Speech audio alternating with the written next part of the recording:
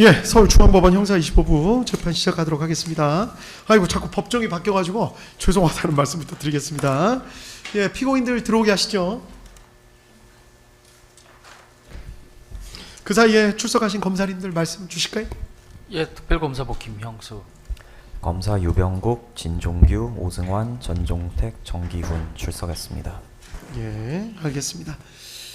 예, 그리고 변호인들, 예, 들어오시는 동안 출석하신 변호인들 먼저 김영현 피고인 변호인. 예, 이하상, 유승수, 고용일, 김지미 변호사 들어왔습니다. 예, 노상원 피고인 변호인, 노종래 변호사님. 예, 그리고 조성호 변호사님 출석하셨고요. 예, 알겠습니다. 예, 자리에 앉으시죠.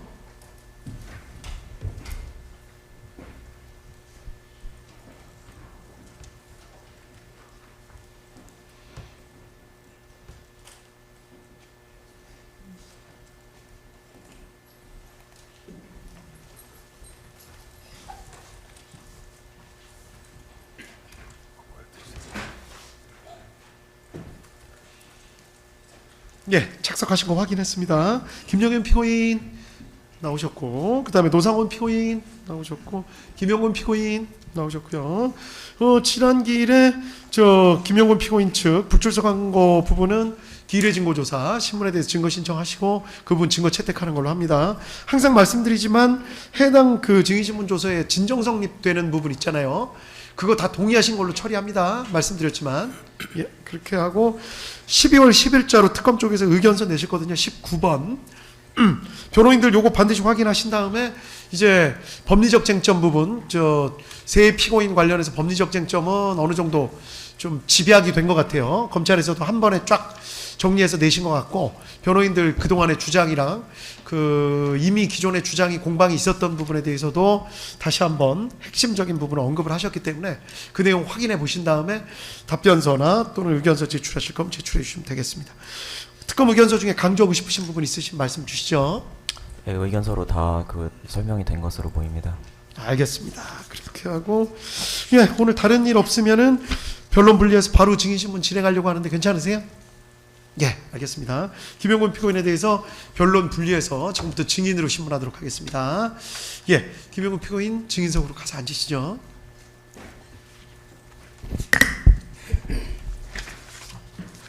예, 변론 분리해서 진행하기 때문에 조성호 변호사님 뭐 편하시게 다른 데 계셔도 되고 그냥 편하게 앉아 계셔도 되고, 예, 그렇게 하도록 하겠습니다.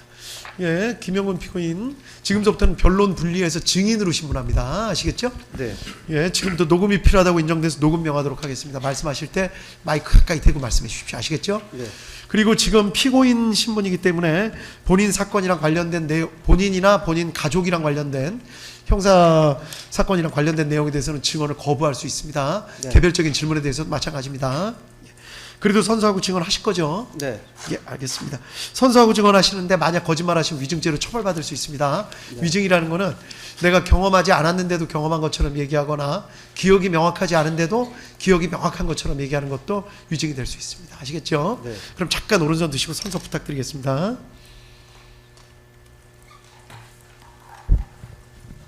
선서 양심에 따라 숨김과 보탬이 없이 사실 그대로 말하고 만일 거짓말이 있으면 위정의 벌을 받기로 맹세합니다. 정인 김용군. 예, 감사합니다. 자리에 앉으시죠. 예, 검찰 측 신문사항 다 받아보셨나요? 변호사님들. 예, 어느 검사님이 하실 거예요? 예, 정경 검사입니다. 제가 진행하도록 하겠습니다. 예, 준비되시면 바로 시작하시면 됩니다. 예. 먼저 진정 성립 먼저 진행하도록 하겠습니다. 김용군 사건 증거 기록 순번 353번 2262쪽 2024년 12월 18일자 사경 피의자 신문 조서 제시하겠습니다.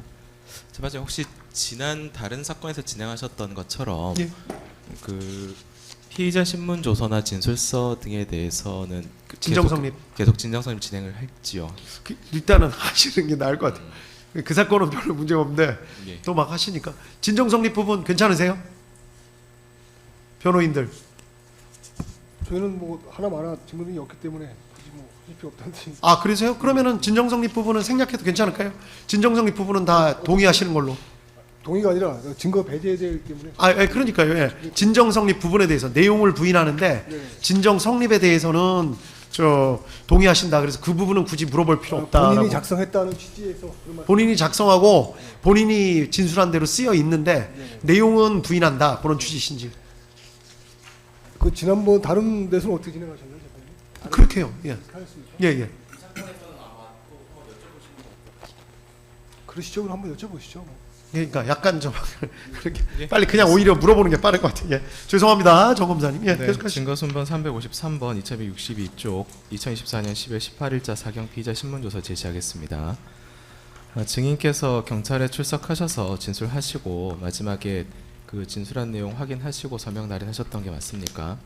네, 같은 증거는 문상호 기록 773번, 노상원 사건 증거 기록 353번이 있습니다. 김용군 사건 증거 기록 354번, 2315쪽 2회 피신 제시하겠습니다. 24년 12월 19일에도 마찬가지로 출석하셔서 진술하시고 내용 확인하신 다음에 서명 날인하셨었죠. 네, 동일한 증거는 문상호 사건 증거 기록 1889번, 노상원 사건 증거 기록 354번이 있습니다. 3번 김용군 사건 증거 기록 369번, 2747쪽 사경 3회 피신조서 제시하겠습니다. 24년 12월 20일에도 증인께서 출석하셔서 진술하시고 이번에도 내용 확인하시고 서명 날인하셨었죠. 네, 동일 증거는 문상원 사건 증거 기록 1890번, 노상원 사건 증거 기록 369번이 있습니다. 김용군 사건 증거 기록 379-3번 2956쪽 사경 제출 진술서 제시하겠습니다. 이거 증인 자필 글씨 맞습니까? 자필 글씨 맞습니까? 잘 안 보입니다. 직접 한번 보여주시죠.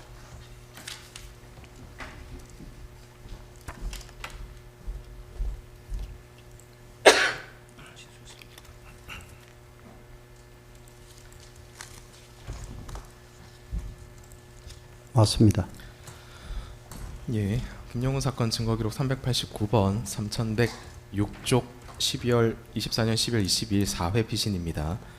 이때도 말씀하신 대로 기재된 거 확인하시고 서명 날인하셨었죠. 네, 노상원 사건 증거 기록 389번과 동일합니다. 김용군 사건 증거 기록 순번 561번 3544쪽 진술서 제시하겠습니다. 해당 진술서도 증인 자필 글씨가 맞습니까?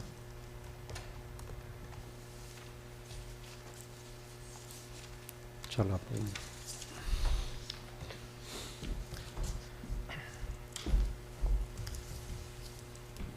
지난 길에 말씀을 주셨는데 시력이 좀 좋지 않은 편이시라고 그래서 예, 검사님께서 좀 도와주십시오.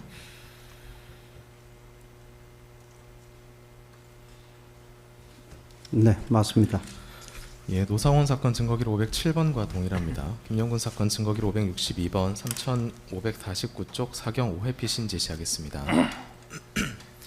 작년 12월 26일에도 경찰 조사 받으셨는데 이때도 그 내용 확인하시고 서명 날인하셨었죠. 네, 노상원 사건 증거 기록 508번과 동일합니다. 김용군 사건 증거 기록 572번 5310쪽 제1회 검찰 피의자 신문조서 제시하겠습니다. 작년 12월 29일에 중앙에 오셔가지고 이제 검찰에서 조사 한번 받으시고 이날도 조사한 내용 확인하시고 서명 날인하셨었죠. 네, 문상호 사건 증거 기록 461번, 노상원 사건 증거 기록 738번과 동일합니다. 김용군 사건 증거 기록 578번, 5432쪽 검찰 2회 피신 제시하겠습니다. 작년 12월 31일에도 검찰에서 2회 조사 받으시고 이때도 내용 확인하신 다음에 서명 날인하셨었죠. 네, 노상원 기록 742번과 동일합니다. 그리고 김용훈 사건 증거 기록 순번 579번 5456쪽 김용훈 작성 메모 제시하겠습니다. 2회 조사를 받으시고 마지막에 이제 뭐 대충 이런 내용 있었던 것 같다라면서 그 검사실에서 자필로 몇 가지 써서 주셨는데 기억나십니까? 네, 예, 김용훈 사건 증거 기록 589번 5596쪽 검찰 3회 피의자 신문조서 제시하겠습니다. 참고로 그 10번의 경우에는 김용훈 작성 메모라고 되어 있는데 사전에 작성된 것은 아니고 그 2회 검찰 조사를 받는 과정에서 수사 과정에서 검사실에서 작성된 메모입니다. 김용훈 사건 증거 기록 589번 5596쪽 25년 1월 1일자 3회 피신 제시하겠습니다. 올해 1월 1일에도 검찰에서 조사 받으시고 내용 확인하신 다음에 서명 날인하셨었죠. 네. 노상원 사건 증거 기록 순번 743번과 동일합니다. 김용군 사건 증거 기록 순번 604번 5789쪽 검찰 제출 진술서 제시하겠습니다. 25년 1월 5일 날 증인께서 자필로 작성하신 진술서가 맞습니까?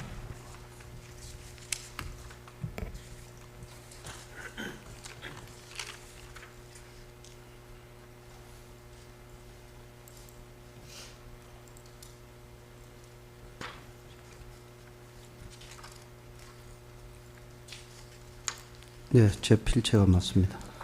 예, 김용훈 사건 증거기록 754번, 노상원 사건 증거기록 747번과 각 동일합니다. 김용훈 사건 증거기록 607번, 5805쪽 검찰 4회 피신 제시하겠습니다. 1월 6일 날에도 검찰에서 4회 조사 받으시고 내용 확인하신 다음에 서명 날인하셨었죠. 네. 노상원 기록 증거순번 748번과 동일합니다. 김용근 사건 증거기록 618번, 5971쪽 검찰 5회 피신 제시하겠습니다. 1월 7일에도 5회 조사 받으시고 이날도 내용 확인하신 다음에 서명 날인하셨었죠. 네. 노상원 기록 756번과 동일합니다. 김용근 사건 증거기록 622번, 6000쪽 25년 1월 7일 작성하여 검찰 제출한 진술서 제시하겠습니다. 해당 진술서도 증인의 글씨, 자필 글씨가 맞습니까?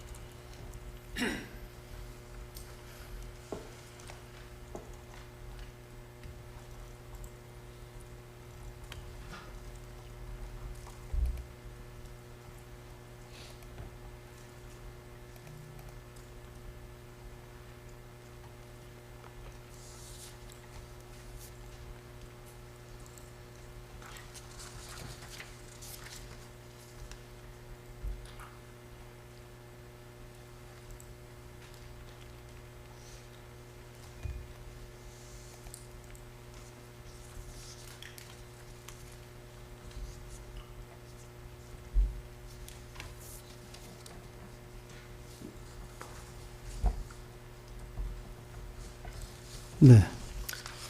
예, 김용근 사건 증거기록 순번 754번과 노상원 사건 기록 순번 757번과 각각 동일합니다. 김용근 사건 증거기록 순번 645번, 6331쪽 검찰 6회 피신 제시하겠습니다. 올 1월 10일에도 검찰에 출석하셔서 6회 조사 받으시고 이때도 그 내용 확인하신 다음에 서명 날인하셨었죠. 네. 이때는 특히 변호사님께서 다른 일정이 있으셔가지고 먼저 퇴실을 하셨다가 열람 자체는 다음 날이 25년 1월 11일 날 검찰청 영상 녹화실에서 그 열람하는 과정을 영상 녹화하면서 변호사님과 열람하셨던 거 기억나십니까? 네. 해당 증거는 노상원 사건 증거기록 순번 771번과 동일합니다. 김용훈 사건 증거기록 순번 644번 검찰 제출 진술서 제시하겠습니다. 1월 10일자로 열람은 내일 하겠다라는 취지의 진술서 하나 작성하셨었는데 증인 자필 글씨 맞습니까?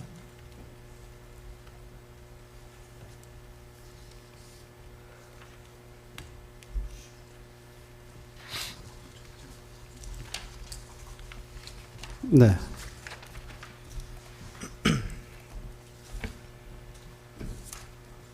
이 17-1에 기재된 내용은 오기재입니다. 이 진술서와 동일한 내용은 아니고 18번 제시하겠습니다.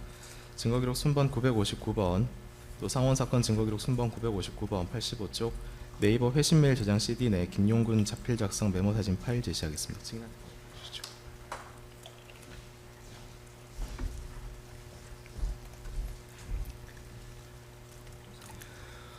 여기 기재된 내용이 증인께서 자필로 작성하신 것이 맞습니까?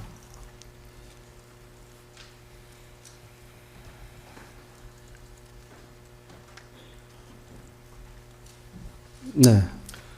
예, 해당 증거는 노상원 사건 증거기록 순번 958번, 959번, 김용군 사건 증거기록 순번 646번, 김용군 사건 증거기록 715번, 노상원 사건 568번, 노상원 사건 596번과 동일하고 각각 뭐 동일한 자료에 대해서 명칭 자체는 이 파일 출력물 내진 작성 명단, 압수물, 자필 메모 이런 식으로 기재가 되어 있습니다. 다음으로 김용군 사건 증거기록 650번 6380쪽 검찰 7회 비신 제시하겠습니다.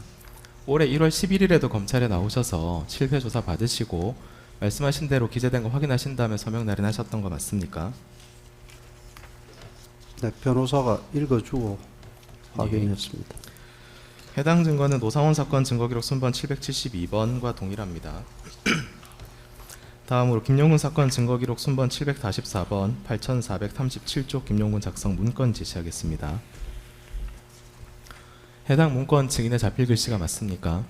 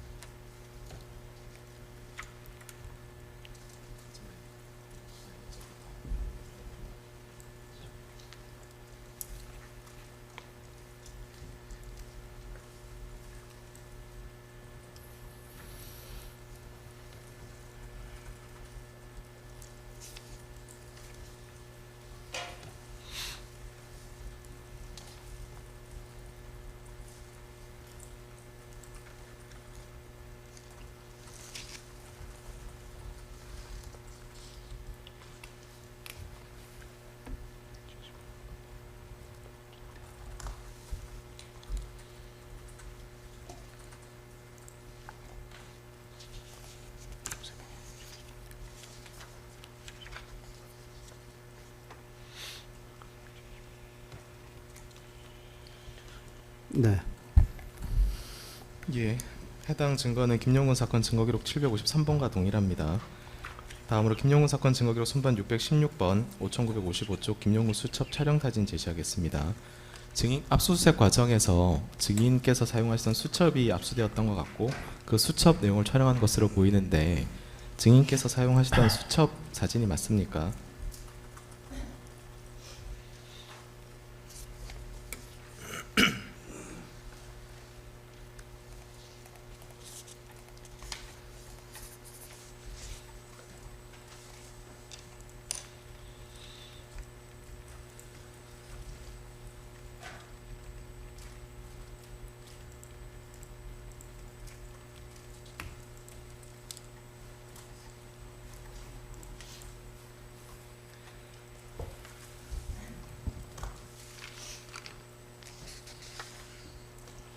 네. 예. 해당 증거는 노상원 사건 증거기록 755번 피의자 김용구 수첩 촬영 사진과 동일한 증거입니다. 22, 23, 24번은 연결되어 있는 문서라서 한꺼번에 표목을 말씀드리고 제시하겠습니다. 김용구 사건 증거기록 순번 674번 6650쪽 변호인 참고자료 제출서 675번 6651쪽 변호인 제출 참고자료 제출서 첨부 사진 3장 676번 6654쪽 변호인 제출 서류 2부 3개를 한꺼번에 제시하겠습니다. 해당 자료는 증인의 변호인께서 증인에 대한 그 검찰 수사 과정에서 증인께서 김상용 대령과 당시 보았던 자료를 발견하였다라고 하시면서 참고자료 제출서 형식으로 이 발견한 자료의 사진을 3장을 첨부하시고 찾은 서류 자체 2장을 또 첨부해서 검찰에 제출하셨는데 당시 증인의 변호인께서 제출하셨던 서류들이 맞습니까? 맞습니다. 예, 그 보여드린 사진은 아마 그 사모님께서 서류를 들고 찍으신 것 같은데 얼굴 자체는 노출되는 것이 좀 부적절한 것 같아서 제가 그 부분만 좀 가렸습니다. 증인께서 증인의 변호인께서 당시 보던 자료로 찾아서 제출하신 자료가 맞습니까? 네. 예. 그리고 이게 이제 당시에 찍어서 제출하신 사진이고 마지막에는 그 서류 자체를 또 2장을 첨부하셨는데 이게 제목이 서바이버 훈련장 설치 추진안이라고 되어 있거든요. 뒷장은 드론교육장 설치 추진안이라는 것이고 증인께서 가지고 계시다가 김상용 대령과 저녁 자리에서 보던 문건이다라고 하면서 검찰에 제출하신 게 맞으시죠? 네. 이 제출 자체는 변호사님께서 하셨습니다만 증인께서도 확인하시고 제출하신 거죠? 네. 예. 진정 성립 마치고 신문사항 몇 가지 여쭤보겠습니다. 그러면 저기 재판장님 이해했습니다. 계속해서 저희들 고영일 변호사입니다. 지적했던 바와 같이 작년에도 여러 번 저희들이 그 변호인 의견서를 통해서 지적한 부분이지만 이 수사 검사의 공판 참여 부분 이 부분에 대해서 지금 진정 성립분 할 때는 저희들이 문제를 삼지는 않았는데 수사검사가 공판 절차에 참여하는 부분이 검찰청법 4조 2항에 따라서 엄격하게 금지가 되고 있고 그리고 이 사건 특별검사법 9조 5항에서 그 파견 검사에 대해서 적용되는 게 아닙니다. 그래서 이 부분에 대해서 계속해서 지금 실질적으로 수사에 참여한 수사 개시 범위에서 피의자 신문에 참여한 경우를 수사 개시한 경우로 규정하고 있기 때문에 이 부분에 대해서 지금 피의자 신문 절차에 참여한 지금 그 정기훈 검사님께서 여기 공판 절차에 참여해서 지금 증인 신문을 진행하며 공판 절차를 진행하는 부분은 위법이라는 점을 한 번 더 그 재판장님께 상기시켜드리는 예, 바입니다. 알겠습니다. 예, 예. 저 공판 조서에 남겨놓겠습니다. 예, 그렇게 공판 고영일 조서. 변호사님께서 예. 말씀하시고 한 가지 더 있는데 예, 계속 예. 18항인데요. 진정 성립 관련 18항. 요거는 반대 신문으로 해결될 문제가 아니라서 말씀을 드립니다. 이거 아마 영장에서 메일 내용을 압수한 거로 되어 있는 것 같은데 영장에 의한다 하더라도 압수를 정당화시킨다는 것이 그 압수물의 원본성과 무결성은 별도로 입증이 돼야 되는데 그에 관련 자료가 없습니다. 그래서 이것만으로는 원본성과 무결성이 입증되지 않는다는 저희 주장을 좀 기재해 주십시오. 예, 그 말씀 녹취서에 남겨놓도록 하겠습니다. 예, 계속 하실까요 이제? 18항 관련해서는 그 좀 간이한 절차로 진행하기 위해서 출력물을 먼저 보여드렸는데 필요하시다면 저희가 그 당시에 압수해온 파일 자체를 지금 잠깐 그러면은 제시를 해드리도록 아니, 하겠습니다. 그게 아니라 그 파일에 그러니까 그 원래 있던 전자정보를 순차적으로 획득해서 증거가 됐다는 거잖아요. 그 과정에 대한 경위가 다 있어야 된다는 뜻이죠. 아 그런 취지시라면 진정성립 생략하고 신문 계속 진행하도록 하겠습니다. 네, 그거는 따로 입증을 예, 일단 계속 예. 하시죠. 아마 지금 전자정보인데 왜 출력물 갖고 저 했냐 지금 그런 말씀이신 것 같아요. 계속 하시죠. 그 얘기랑 좀 다른데요, 재판장님. 그럼 이따가 다시 한번 예, 말씀 더 알겠습니다. 드릴게요. 예, 계속 하실까요? 자, 증인께서 2025년 10월 10일 서울중앙지방법원 2025 고압 901호 등 피고인 노상원에 대한 개인정보보호법 등 위반 사건, 2025년 12월 4일 서울중앙지방법원 2025 고압 129호 등 피고인 윤석열에 대한 내란 우두머리 등 사건에 각각 증인으로 출석해서 증언하셨었죠. 10월 달에 한번 노장군 사건 나오셨고 지난주에 한번 전 대통령님 사건에 나오셨습니다. 그렇죠? 네. 각각 사건 때 뭐 기억나시는 것은 기억난다고 진술하셨고 기억나지 않는 것은 기억 잘 안 나신다고 말씀하셨고 또 이제 증인의 재판에 대해서 직접 연결될 수 있는 부분들에 대해서는 이제 피고인이자 증인으로서의 권리인 증언 거부권 행사하셨고 그렇게 하셨는데 맞습니까? 저는 거부하겠습니다. 예. 2항 생략하겠습니다. 지금 그 진정성립 18항 관련인데 피고인 노상원이 증인께 군사경찰 명단 추천을 요청했던 이유는 뭐였습니까? 저는 거부하겠습니다. 4항 여쭤보겠습니다. 증인께서는 어떤 기준으로 군사경찰 명단을 작성하셨었습니까? 저는 거부하겠습니다. 5항 생략하겠습니다. 6항입니다. 증인께서는 피고인 노상원이 군사경찰 명단을 어떻게 활용할 것이라고 생각하셨습니까? 저는 거부하겠습니다. 7항 생략하겠습니다. 증인께서 24년 12월 3일 안산에 있는 롯데리아에서 피고인 노상원을 만났을 때 노상원이 증인께 안산으로 와 달라고 했던 이유는 뭐였습니까? 저는 거부하겠습니다. 24년 12월 3일 당시에 롯데리아 안산 상록수점에서 피고인 노상원과 나눴던 대화 중에 기억나시는 것이 있습니까? 저는 거부하겠습니다. 예, 주시면 여기까지만 진행하겠습니다. 예, 알겠습니다. 예, 반대 신문상 주시죠.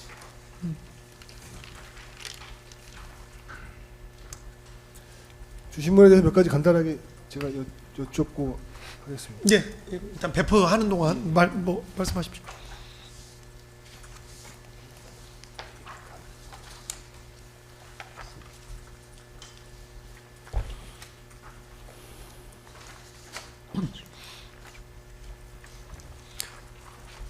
예, 빨리 구두로 하실 거 아니에요? 예, 예. 구두로 하겠습니다. 예. 대령으로 예편하셨죠? 네. 예, 알겠습니다. 마지막 보직은 무엇이었습니까? 제3야전군 헌병대장이었습니다. 예, 대장님이라고 여쭙겠습니다. 김병 대장님께서 지금 저기 아까 수첩 보셨지 않습니까? 이 주신 분 진정선 20번, 21번 관련해서 묻겠습니다. 20번에서 아까 문건을 쭉 보셨거든요. 여러 가지 사건의 경위 같은 걸 쭉 적어놓은 석장짜리 문건인데 기억나십니까, 대장님? 기억 잘 나지 않습니다. 잘 안 나십니까? 예. 아, 알겠습니다. 그러면 수첩도 아까 사진 찍어서 검사가 보여줬는데 기억나시죠? 네. 그 수첩의 원본은 어디 있습니까? 제가 가지고 있지 않습니다. 어디 검찰에 있는지 제출했습니까? 지금 모릅니다. 혹시 검찰에 압수당하셨습니까? 그건 제가 잘 모르겠습니다. 아, 그 원본이 지금 존재하지 않습니까? 예. 그럼 사진 찍은 것만 남아 있습니까? 예. 그러면 그 사진이 원본과 같다는 거는 대장님께서 보시고 아실 수가 있겠습니까?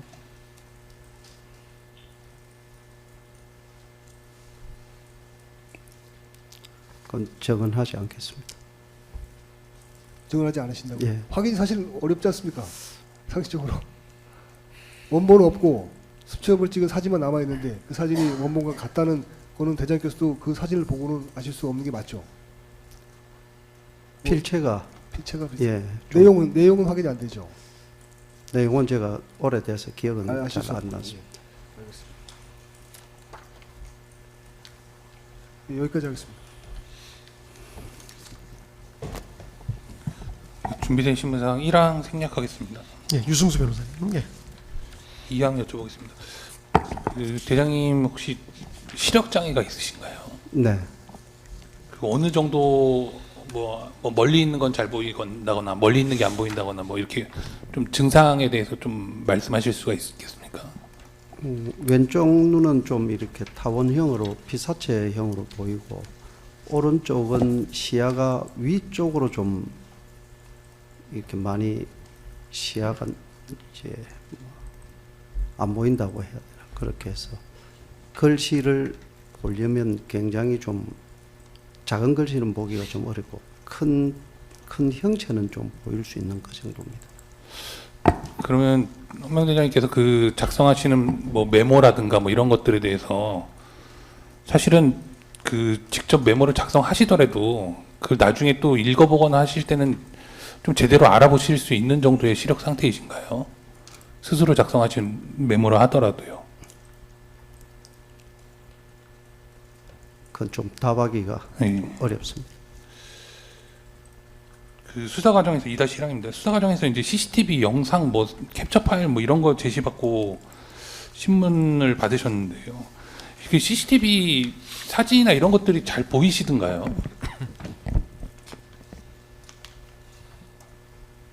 아니면 잘 알아볼 수 없었지만 어떤 내용인지 수사관이나 검사가 설명을 하면 그런가 보다 하고 신문을 받았다 이렇게 생각하십니까? 좀 이해를 못했는데 다시 한번. 수사 과정에서요. 그 CCTV 영상이나 아니면 CCTV 영상에 그 장면을 캡처한 사진을 제시받으셨습니다. 그리고 그 과정에서 이제 해당 내용이 무엇이냐라는 질문을 받았는데요. 지금 헌병대장님의 시력이나 이런 것들을 볼 때 변호인이 볼 때는 그런 것들을 제대로 식별하고 이해하기 어려운 정도의 시력 상태이셨던 것 같은데요. 그때 당시에 그런 것들을 식별하고 제시받은 사진에 대해서 그 어떤 장면인지 알아볼 수 있는 정도의 시력 상태셨습니까? 당시 신문 받을 때요. 그때 뭐 명확하게 인식하기는 좀 어려웠습니다. 그러면 명확하게 인식하기 어려운 그런 시력 상태에서 잘 인식을 못했다 하더라도 수사관이나 아니면 검사가 신문을 하면서 이게 무슨 장면이다라고 설명을 하면 그것에 기반해서 그냥 신문에 답하셨던 것이죠. 당시 그렇게 제가 판단한 것 같습니다. 축하를 좀 대장님 그 당시에 구속 상태에서 조사받으셨죠? 네. 구속 상태라는 심리적 압박도 있었고 또 시각적인 인식의 한계도 있었기 때문에 검사가 제시하는 자료들을 정확히 알지 못한 상태에서 진술하셨다. 지금 이 말씀이신 거죠? 맞습니까? 적은 하지 않겠습니다. 알겠습니다. 네, 2-2항입니다.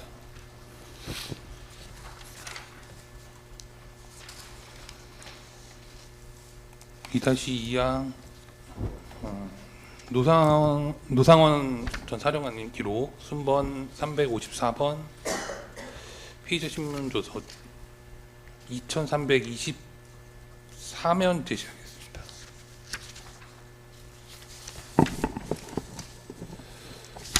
그 뒤에 부분 말씀하시는 거죠? 네, 뒤에 거를 그러니까 2323면 제시는 안 하시고 네, 2324면을 제시. 네, 2324면만 제시하고 예. 계속하시죠. 네, 증인께서 지금 이 모니터 화면 잘 보이십니까?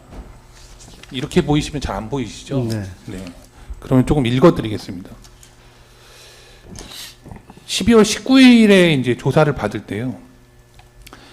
CCTV 화면에 CCTV 영상이라고 있는 것으로 보입니다. CCTV 영상에 사진을 보여주면서 질문은 이렇게 적혀 있습니다. 당시 수사관의 질문은 사진사를 보여주며 이 사진 속의 상황을 설명한 건가요? 라고 얘기를 합니다. 그러면은 증인께서 네라고 답하셨고요.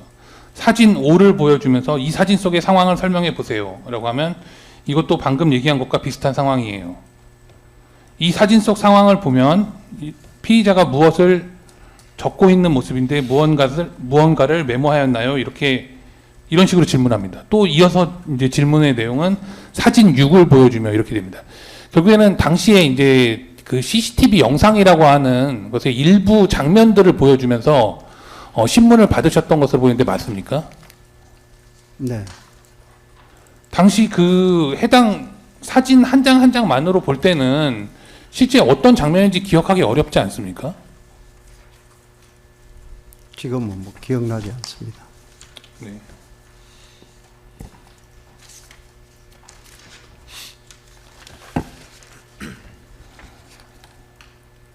당시 신문 내용을 보면 CCTV라고 하는 것의 일부 순간을 캡처하고 그 사진을 제시하며 상황을 설명하라는 방식으로 신문이 진행된 것인데 맞습니까?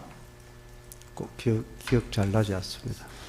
구체적으로 대화 내용을 기억하지 못함에도 장면마다 설명할 것을 요구받듯 신문이 진행된 게 맞습니까? 기억 잘 나지 않습니다. 네. 2-3항 생략하고 2-4항도 생략하겠습니다.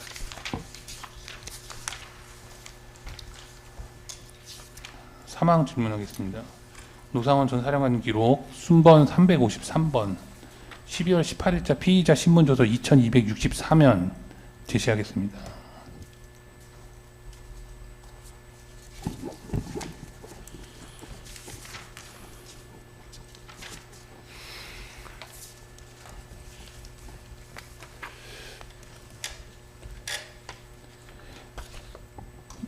(12월 18일자) 이제 피의자 신문을 받으시면서요. 이런 질문이 있었습니다. 피의자는 12월 18일 11시 11시 02분경 피의자 주소지에서 경찰청 국가수사본부 수사관들에게 긴급 체포된 사실이 있지요라는 질문에 네라고 답변했습니다. 맞습니까? 네.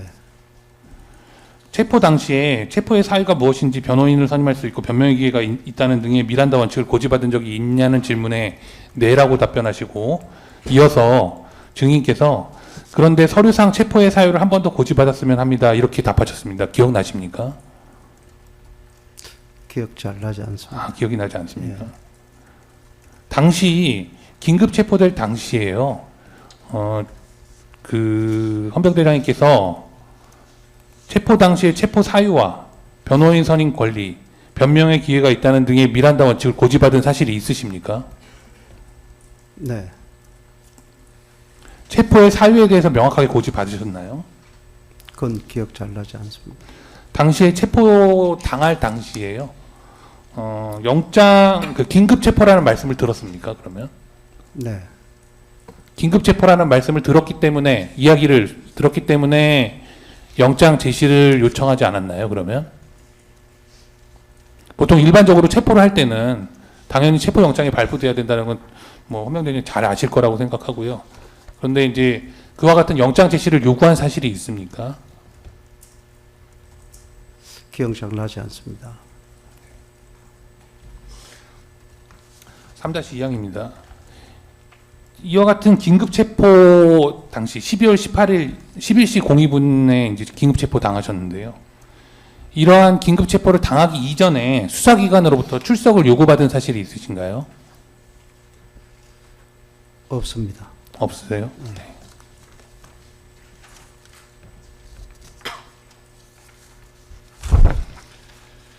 (3-4망입니다) 노상원 전 사령관님 기록 순번 369번 피의자 신문조서 2750면 제시하겠습니다.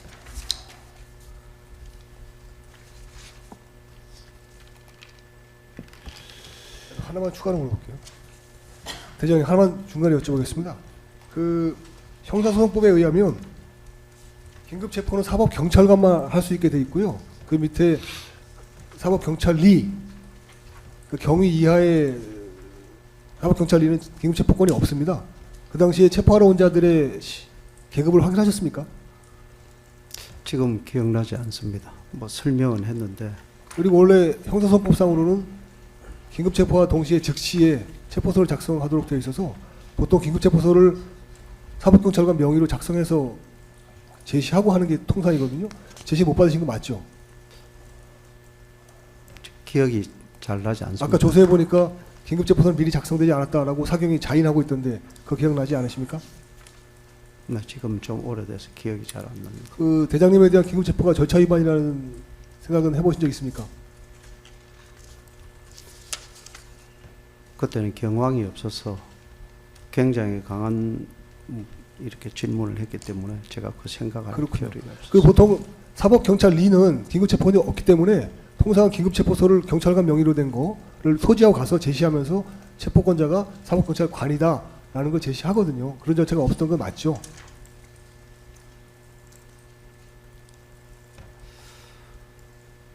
자, 기억 안 나십니까? 예, 기억이 현재로서는 잘 나지 않습니다. 긴급체포를 하러 왔던 자들이 사법경찰관인지 또는 그 밑에 사법경찰리인지 우리 대장님은 기억하지 못합니다. 맞습니까? 네. 예, 알겠습니다. 네, 3-4망 질문하겠습니다. 노상원 전 사령관님 기록 순번 369번 피의자 신문조서 제3회 2750면 제시하겠습니다. 그 증인께서 12월 20일 날 사경 조사를 받으셨습니다. 그래서 12월 20일이면 12월 18일 날 이제 긴급 체포가 되시고요. 저희는 불법 체포라고 생각합니다만 긴급 체포되고 나서 곧바로 받은 그 다음번 수사입니다. 그래서 근데 당시에 조사를 했던 사경이 황당한 질문을 계속 이어갑니다. 이 조사 초반에 있었던 신문 내용인데요. 이렇게 질문합니다. 대장님에 대해서 피의자는 이번 사건으로 체포되어 검사의 피의자에 대한 구속영장 청구에 대해 어떻게 생각하나요? 구속영장 청구를 수사기관 자기들이 해놓고서는 그걸 어떻게 생각하냐고 지금 헌변대장님께 여쭙고 있습니다. 이런 질문을 받았던 거 기억나십니까? 오래돼서 기억이 잘 나지 않습니다. 네. 이런 식의 이제 판단을 구하거나 뭐 사실 판단을 할 권한이 우리에게 있는 것도 아닌데 그래서 이제 당시에 변호인이었던 이광 다른 변호사님이 이제 답을 하셨는데요. 기사를 봤다라고만 답을 하셨는데요. 그럼에도 불구하고 계속해서 질문을 이어갑니다. 담당 검사가 구속영장을 청구했는데 어떻게 생각하나요? 검사가 구속영장 청구한 것을 헌병대장님께 여쭙고 있습니다. 이거는 당연히 다분히 영장을 청구했다. 그리고 앞으로도 계속해서 영장을 청구하고 인신구속의 상태로 두겠다라는 사실, 해악을 고지하는 것으로 보이는데 이와 같은 질문을 받은 것이 기억나십니까? 지금은 기억나지 않습니다.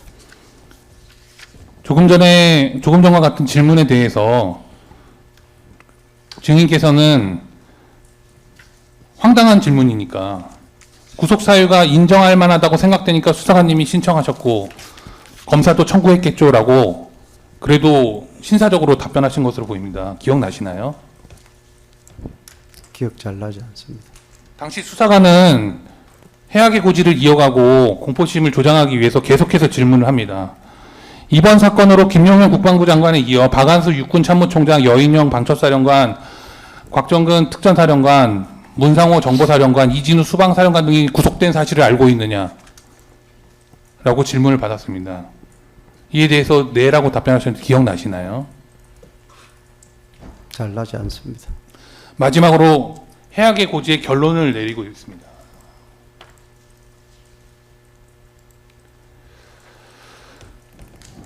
수사관이 이런 질문을 합니다. 우리나라 군 수장급 사람들이 이번 사건으로 줄줄이 구속된 이유가 무엇이라고 생각하나요?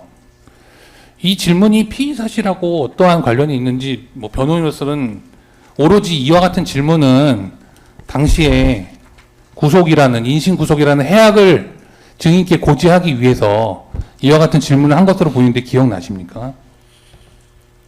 기억 잘 나지 않습니다.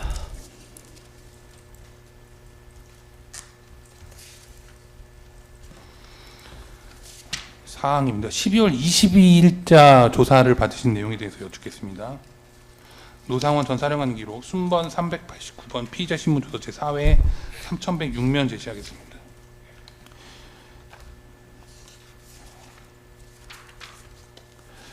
당시 이제 계속 조사를 피의자 신문 3회까지 받으실 때는 경찰에 출석하셔서 계속 변호인의 조력을 받으셨는데요. 제 4회 신문을 받으실 때 초반에 피의자는 변호인의 조력, 이게 지금 12월 22일자 조사입니다. 12월 22일자 제 4회 피의자 신문을 받으실 때는 변호인의 조력을 받을 권리를 행사할 것인가요에 대해서 변호인 없이 진술하겠습니다라고 말씀을 하십니다. 이때가 이제 시점상으로 보면은 구속영장이 발부된 이후인 2024년 12월 22일 14시 10분경에 조사를 받으면서 이전 조사하고는 달리 변호인 입회 없이 조사에 일단 응하셨다는 것이 기재가 되어 있는데 이때 자의로 스스로 이렇게 변호인 없이 조사를 받겠다고 결정하신 게 맞습니까? 당시 수사관이 변호인 없더라도 조사 지금 받고 가야 된다 이렇게 강요를 하고 압박을 한 사실이 있죠. 기억 잘 나지 않습니다. 4-1항 질문하겠습니다. 이날 조사에서 조금 전에 변호인 없이 진술하겠다, 조사를 받겠다라고 자필 기재한 것과는 달리 조사의 내용은 대부분이 변호인하고 상의해서 대답하겠다, 변호인의 조력을 받아서 나중에 대답하겠다, 이와 같은 답변이 이어집니다. 자, 지금 피의자 신문조서 3108면입니다.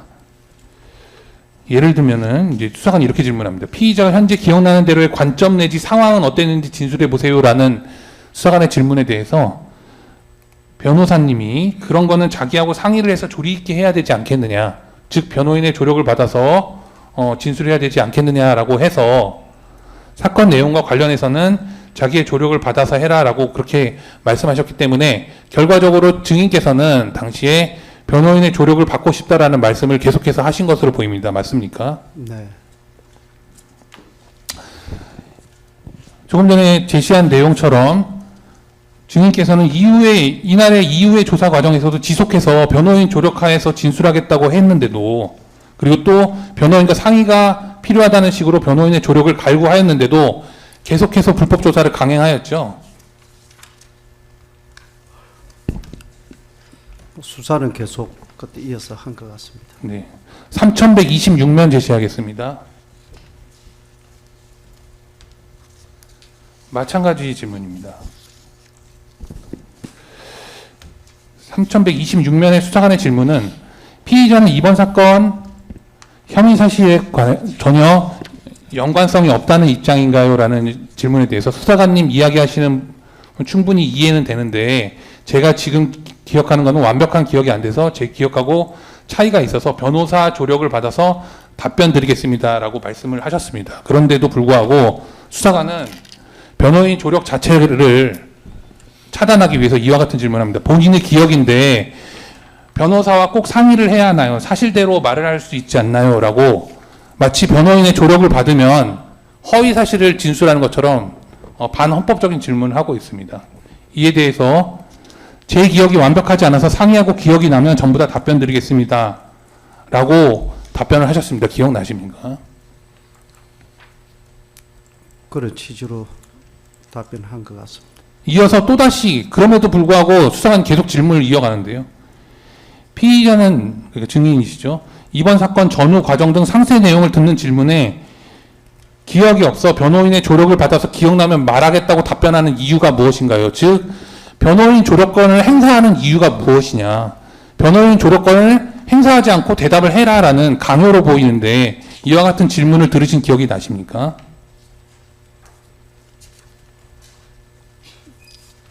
잘 기억나지 않습니다. 결국 이날의 조사는 증인께서 변호인의 조력을 받고 싶다. 그리고 변호인과 상의를 해서 대답을 하겠다라는 신문 내용이 계속 이어졌음에도 불구하고 기록 순번 389면 3132면 제시하겠습니다. 수사과정 확인서입니다. 그럼에도 불구하고 이날의 조사는 무려 4시간 40분 동안 지속되었습니다. 변호인 조력권을 계속해서 행사하겠다. 변호인이 없으니까 사실상 진술하기 어렵다라는 답변을 계속 하셨음에도 불구하고 4시간 40분 동안 계속해서 변호인 조력권을 박탈당한 상태에서 차단당한 상태에서 조사를 받은 사실이 있습니까? 변호인 없이 조사받은 사실은 있습니다. 5항 5-1랑 6항 6-1항 6-2항 6-3항 생략하겠습니다.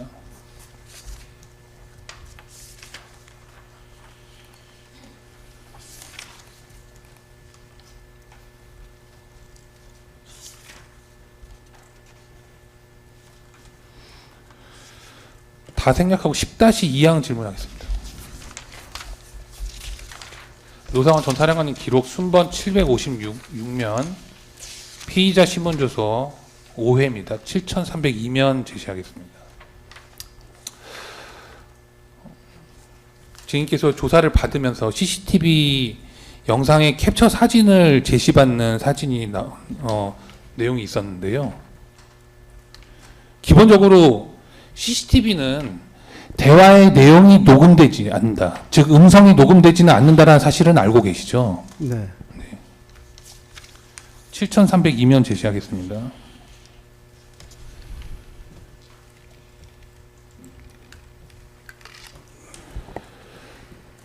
조사를 받으시면서요. CCTV 영상의 구간 영상 보여주고 특정한 장면을 멈추거나 캡처한 장면을 보여주고 이 대화는 무엇이냐라는 식의 질문이 이어집니다. 그런데 지금 이제 제시받은 두 가지 사진이 있는데요. 15시 25분 53초 사진이 있고 15시 25분 56초 사진이 있는 것으로 보입니다. 변호인이 볼 때는 이 두 개의 사진은 아무런 차이가 없어 보이고 실제로 이 두 개의 사진을 볼 때 대화의 이 사진의 내용으로 대화를 미루어 짐작할 수는 없을 것으로 보이는데 당시에 대화의 내용에 대해서도 진술하신 바가 있습니까? 정언하지 않겠습니다. 녹음되지 않는 음성이 녹음되지 않는 소리가 녹음되지 않는 CCTV의 일부 구간 또는 캡처 사진 등을 제시받으면서 대화의 내용을 물어보는 방식으로 수사가 진행된 사실이 있죠. 검찰 조사에서요. 기억 잘 나지 않습니다. 네.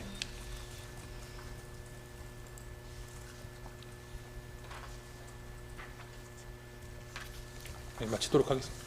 예, 알겠습니다. 예, 다음 노종래 변호사님 혹시 아예 안 하실 거예요? 예, 그럼 제주신문. 예, 간단하게 몇 가지만 여쭤보겠습니다.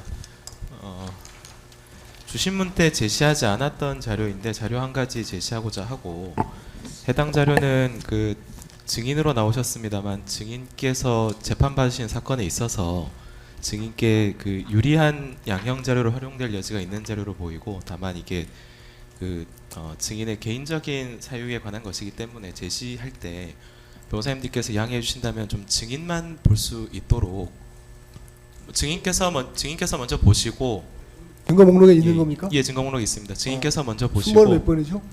그 김용곤 기록 증거 순번 610번 5823쪽 장애인 증명서입니다.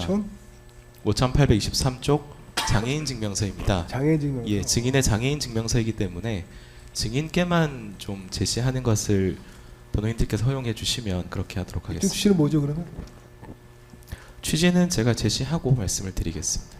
이 제시 부분은 전에 들어야지. 애초에 받은 것 자체가 보시면은 네. 증인에 대한 양형 자료로 받았던 것이고 양형 지금도 일단 제시하고 증인께 한번 의사를 여쭤보겠습니다. 제가 그 출력해 오질 않아서 PC로 한번 제시를 하겠습니다. 예, 그러시죠.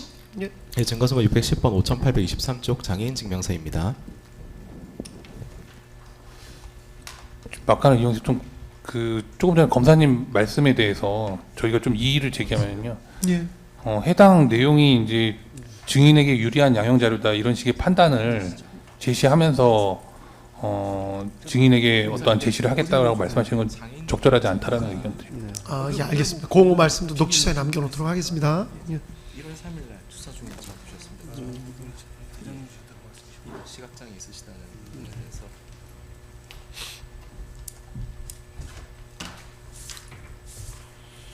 예, 여쭤보겠습니다. 여쭤보는 것은 이제 증인께서 변호사님들께서 이제 그 앞을 보는데 어려움이 있다 이런 말씀을 기존의 증인으로 나오셔서 말씀하셨었고 수사 당시에서도 이제 그 시력이 좋지 않다는 말씀하셨었는데 증인께서 그 1월 3일 날 제출하신 증명서에 따르면 그냥 단순히 좀 눈이 나쁘다 이런 차원이 아니고 증인께서는 아예 그 장애인 복지법에 따라서 이 시력 문제로 인해서 장애인으로도 등록이 되신 상태이신 거죠?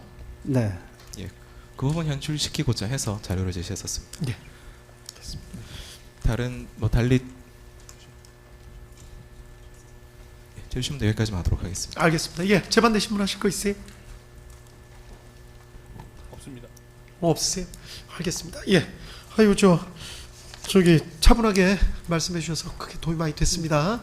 예, 이제 일어나서 다시 저 자리로 돌아가시면 됩니다. 예. 변론 다시 병합해서 진행합니다. 그리고 조금 전에 증인신문 사항 관련해서 특검 신문사항 1번서부터 오히려 증거로 채택하는 부분만 말씀을 일단 드리겠습니다. 18번 그리고 20번 그리고 21번, 22번, 23번, 24번 이 부분은 증거로 채택하려고 하고요. 나머지 부분은 이 부분은 어차피 공범 관련 내용이라서 내용 부인하시는 상황이라서 다 기각하려고 하는데 일단은 그 기각은 한꺼번에 쫙 하려고 하니까 그 부분 의견서 제출해 주시면 보고 한꺼번에 나중에 검토하겠습니다. 예, 일단 변호인 그 쪽은 채택하신 증거 관련해서 방금 제가 제시했던 장애인 증명서도 증인께서 직접 제출하셨다는 내용 확인하셔가지고 610번에 5823쪽 그 장애인 증명서에 대해서 체부 열정. 그런가요? 그거 지금 부동이 돼 있나요? 처음부터 일괄 부동의를 했었습니다. 아, 일괄 부동이라서 이 부분은 뭐 다 동의하시는 걸로 필요하면 정리할게요. 저희가 내겠습니다. 그러니까 이 부분 다 동의하시는 걸로 정리할게요. 동의하시고 증거 채택하는 걸로. 지금 번호 한 번만 더 불러 주십시오. 예, 증거순번 610번 예. 5823쪽입니다. 예, 5,800. 저번에 그건 저희들이 필요하면 탄핵 증거로 저희가 양형 증거로 제출하겠습니다. 검사 증거를 받지 않습니다. 어차피 검사의 객관 의무가 있으니까 저희가 제출하는 것도 무방해 보입니다. 그러니까 채택할게요. 알겠습니다. 예, 예. 부동의하시고 재판부에서 채택하는 걸로 그렇게 정리하겠습니다. 일단 아까 채택하는 증거에 대해서 뭐 특별한 의견 있으세요? 아까 말씀드린 것처럼 18번. 예. 18번의 경우에는 이게 압수영장으로 자체로 이게 그 증거물로서의 증거능력을 획득하는 것이 아니라는 점 말씀드리고요. 네. 이 점에서는 참 이 부분 아까 말씀하려고 하신 게 어떤 거죠? 그러니까 예. 결국 메일이라는 게 그 네이버 서버에 저장되어 있는 전자정보 아닙니까? 예. 이것이 확보가 돼서 지금 검찰에 증거로까지 오게 됐는데 네. 그 과정에서 어떤 경로를 거쳤고 그 과정에서 원벌성과 무결성이 유지되느냐 이게 대한 증거가 없거든요. 그래서 그거는 단순히 회신 받았다는 이유만으로 영장에서 받았다는 이유만으로 증거능력이 있을 수는 없다라는 입장입니다. 그러니까 그래서 제 말씀이 아까 그거예요. 전자정보인데 예, 전자정보에서부터 지금 출력물로 제시할 때까지 그 과정을 좀 알려달라는 거죠. 그렇죠. 예. 입증해달라. 알겠습니다. 그 부분 일단 증거로 채택하고 나중에 증거 배제 결정할지 여부 그 의견서 제출되는 거 보고 판단하도록 하겠습니다. 그 다음에 20번과 21번도 마찬가지인데요. 이 취득 경위가 지금 명확치 않아서 둘 다 그리고 또 아까 수첩의 경우에는 원본이 없는 상태라고 하기 때문에 이건 쉽게 증거로 보셔서는 안 된다는 게 제 입장입니다. 잠깐만요. 20번은 취득 경위 어떤 부분이 궁금하신 거죠? 어떻게 입수했는지 지금 저희가 알 수가 없습니다. 그냥 예. 수사기관이 입수하게 된 경위를 좀 밝혀줬으면 좋겠다. 그 다음에 제가 21번은 21번 원본이 지금 없다고 지금 헌병 대장께서 말씀하셨기 때문에 예. 이건 확인을 좀 필요하고 왜냐하면 3번만 남아 있어요. 사진 촬영한 것만. 예. 디지털 증거 해당하기 때문에 예. 역시 원본성 무결성이 입증돼야 된다 그런 입장입니다. 알겠습니다. 예, 그렇게 말씀하신 거 나중에 의견서를 한번 제출해 주시죠. 증거 채택 여부는 아까 말씀드린 대로 그렇게 정리하고 나머지 증거는 아마 다 지금 기각돼야 될 것 같아서 예, 알겠습니다. 그 부분은 뭐 대신 저 의견서 한번 일관해서 쫙 한번 제출하신다고 하니까 그거 보고 다 기각할게요. 아시겠죠? 네, 주변에 그리고 아까 예. 저희가 이제 반대 신문하면서 제시한 거는 탄핵 증거로 정리해서 제출하겠습니다. 어떤 신문 조서 내용들을. 예. 해당 부분 저 피신조. 예, 아니 변호- 근데 이게 어차피 증거로 그러니까 뭐 그렇게 하시면 상관은 없는데 변호인 조력권이 침해됐다. 그러니까. 뭐라고 말씀드리기는 좀 그러네. 어차피 검찰도 이번 기회에 한번 쫙 말씀을 한번 드려봐야 되겠다. 그 기각되는 공범 피신 조서 나중에 탄핵 증거로 다 제출하실 거죠. 지금 그 부분 한번 예, 명확하게. 현재 그렇게 그럴 하려고 계획 중에 생각이시죠? 있습니다. 다른 사건에서처럼. 예, 그렇습니다. 그래서 그 부분도 미리 생각을 좀 해두시면 될 것 같아요. 그리고 탄핵 이쪽도 증거라는 건 피고인에게 있지 검사들에게 탄핵 증거라는 건 인정되지 않습니다. 대법원 판례 때문에요. 아니요. 그건 대법원 판례가 명확합니다. 예, 알겠습니다. 검사가 어떤 대법원 피고인이 판례를 제출한 하시는지 탄핵 정확하게 증거를 인용을 해주실 유죄 것을 증거로 요청드립니다. 취급한다는 잠깐만 저 게 말씀 좀 판례가 들어. 있기 때문에요. 검사들의 탄핵 증거라는 건 소송법상 있을 수가 없습니다. 기본적으로. 한번 그거 의견서 한번 예, 제출 한번 해주십시오. 예. 다른 사건 여러 번 했기 때문에. 알겠습니다. 예, 예. 의견서 일단은 재판장님, 그 의견서 제출하시면서 통상 저 변호인께서 그 정확하게 그 근거를 인용을 하지 않고 그 주장을 개진하시는 경우가 많은데 정확하게 대법원 판례 그래, 어느 해드릴게요. 부분에 어느 구절에 의해서 그래, 그 주장이 걱정하지 마시고 그 해도 뒷받침된다는 부분을 정확하게 인용을 해주실도록 그 지휘해 주실 그래, 것을 알았습니다. 예, 요청드립니다. 그렇게 해주십시오. 알겠습니다. 재판장님 그리고 그 증인에 대한 이 진정 정기용 성립 검사? 사항들 예. 중에서 예, 정경 검사입니다. 그 18항 관련해서 이 부분 이제 뭐 동일성, 무결성 부분 문제 삼으시는 것으로 보이는데 압수 당시에 경찰이 이 파일에 대해서 해시값도 생성했던 것으로 보이고 20번 같은 경우에는 해당 그 증거 입수 경위에서 말씀을 하셔가지고 밑에 제가 기재를 해 놓았습니다만 실제 증거 명칭은 노상원 사건 증제 8호 서류 4본입니다. 노상원 사건에서 압수물로서 확보된 서류인 것이고 그리고 그 앞서의 근거를 밝히셔야죠. 21번 수첩 같은 경우에도 원본이 존재하지 일단 원본에 존재하지 않는다고 해서 사본의 증거력이 없는 것도 아니지만 21번 같은 경우에 그 원본이 압수되어서 압수물로서 송치가 되어 있는 상태입니다. 이 부분 말씀드리고자 합니다. 예, 알겠습니다. 그렇게 말씀하신 지금 것까지 검사의 정리해 이야기 놓도록 중에서는 하겠습니다.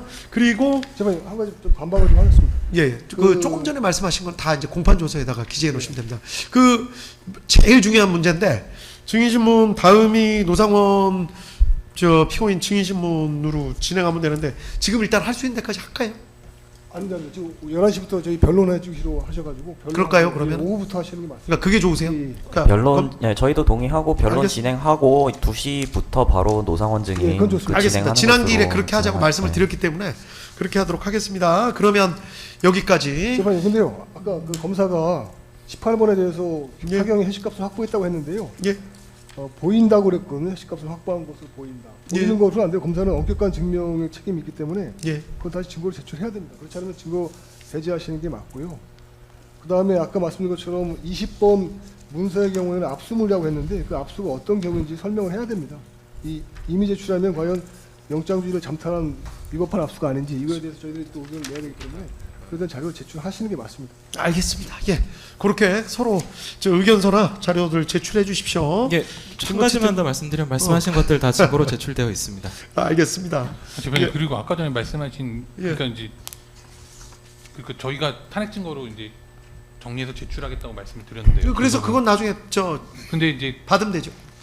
그러니까 아까 전에 이제 재판장님께서 소송주의 해주신 분이 이해가 좀 안 돼서 예. 그러면 이제 검사 측에서 이걸 다 탄핵 증거로 제출할 때까지 기다리라는 말씀인 건지. 아니 그건 아니고 아니 또 제가 말씀을 잘못 드렸나 보네. 죄송합니다. 그런 취지가 아니라 이쪽에서 마침 탄핵 증거 얘기를 하시길래 그건 나중에 이제 신청하면 그거 의견 절차 물어볼 텐데 마침 탄핵 증거 얘기가 나와서 지금 상당한 부분 피신 조서나 진술서 등이 지금 기각이 많이 될 거거든요. 왜냐하면 공범 문제여가지고 그래서 그 부분 나중에 근데 보통 검찰 쪽에서는 항상 그런 경우에는 해당 부분도 탄핵 증거로 거의 신청해서 제출하시길래 여쭤본 거예요. 지금 그 의견서 따로 앞으로 낼 텐데. 그럴 계획이 있으신 거냐고 그렇게 여쭤본 겁니다. 그냥 그건 불법입니다, 재판장님. 아니 아직 뭐 신청도 안 하셨는데 뭐. 예. 그냥 다른 아니, 사건에서 증거는 없어 배제된 거를 탄핵 증거에서 재판부가 본다는 것 자체가 증거법이 안 맞아요. 그래서 모든 사건에서 또 변호인들이 또 그렇게 또 공방을 하세요. 아 이거 탄핵 증거 받아들이면 안 된다 막 해가지고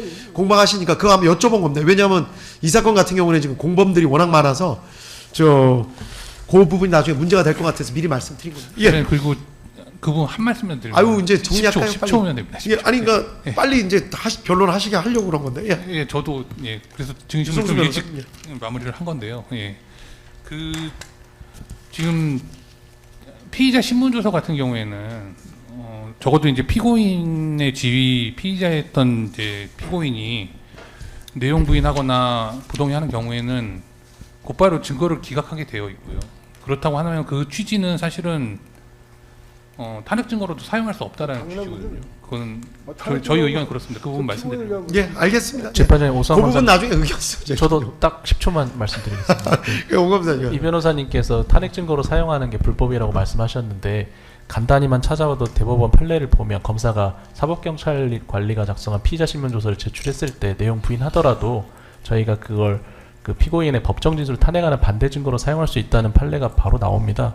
대법원 2005도 2617 등 판결에서도 나오고 이런 판례 유사 취지가 너무 많아서 재판장님. 저희가 탄핵 증거로 사용하는 것은 불법이 아니라는 점을 말씀드립니다. 예, 알겠습니다. 재판장님. 그래서 아유 판례를 이해하지 자꾸 못해서 그렇고요. 이건 제가 제가 보기 판례 취지는 탄핵 증거는 검사 유죄 증거가 될 수 없다는 취지입니다. 근데 검사들이 지금 낸다는 거는 신문 과정에서 증명력을 탄핵하기 위한 게 아니라 지금 재판부 심증을 왜곡시키겠다는 거 아닙니까? 그건 절대 안 된다는 겁니다. 그건 아니, 판례가 명확히 있습니다. 재판에. 탄핵 제가 아까 증거는 괜히 검사 그거 언급해가지고 미리 좀 확인 좀 하려고. 왜냐하면 나중에 저 기록 이제 증거 기록 제출하실 때 증거 기록 제출하실 때 그 분류를 좀 명확하게 다 해가지고 저 기각되는 부분은 다 빼고 만약에 탄핵으로 할 거면 저 묶어가지고 뒤쪽에다 해가지고 그런 식으로 내달라는 말을 하려고 했는데 괜히 저기 또 제가 긁어부스럼을 만들었네. 죄송합니다. 예. 이제 변론 절차 진행하도록 할까요? 어느 변호사님이 하시겠어요? 저 내용 지난기일 거 37번으로 하시면 되나요? 예, 제가 하겠습니다. 예, 김진희 변호사님 준비되셨으면 지금 지난기일 거 다 받아보셨죠? 예, 시작하시죠. 대표장님, 그 지난 기일 이전까지 계속해서 증인 신문을 통해서 그 현출된 사실관계를 이제 바탕으로 법리 공방에 좀 집중해 달라 이렇게 말씀하신 바가 있습니다. 그 말씀의 취지를 저희 변호인단도 충분히 이해하고 공감하고 있습니다. 그래서 오늘 이후에 이제 변론은 저희가 뭐 앞으로 추가로 계속 내겠습니다만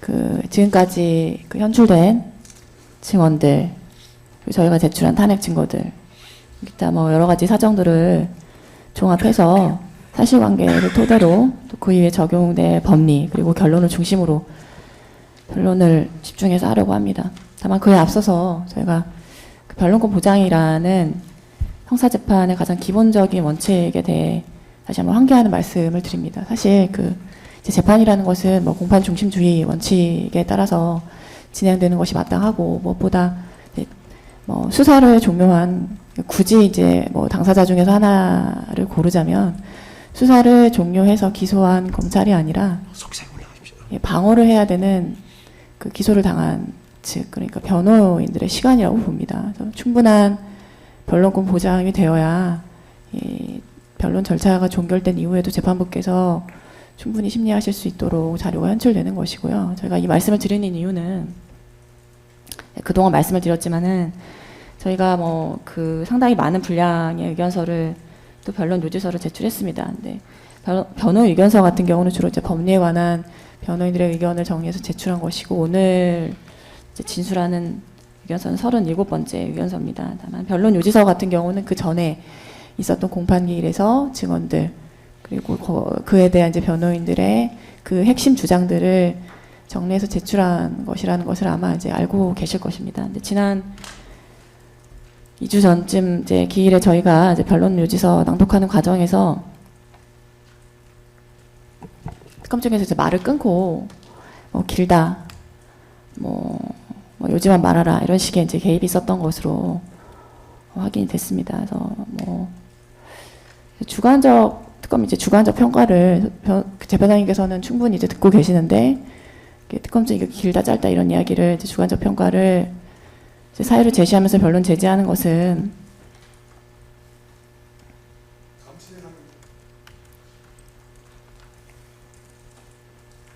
그 수사기관의 정당한 권한 행사가 아니고, 그리고 상대방 발언을 실질적으로 차단하는 것이기 때문에 재판장님께서 지난 기일에 오전에 말씀하신 것처럼 기본적인 소송 예의 그리고 지휘 방침에도 어긋나는 것입니다.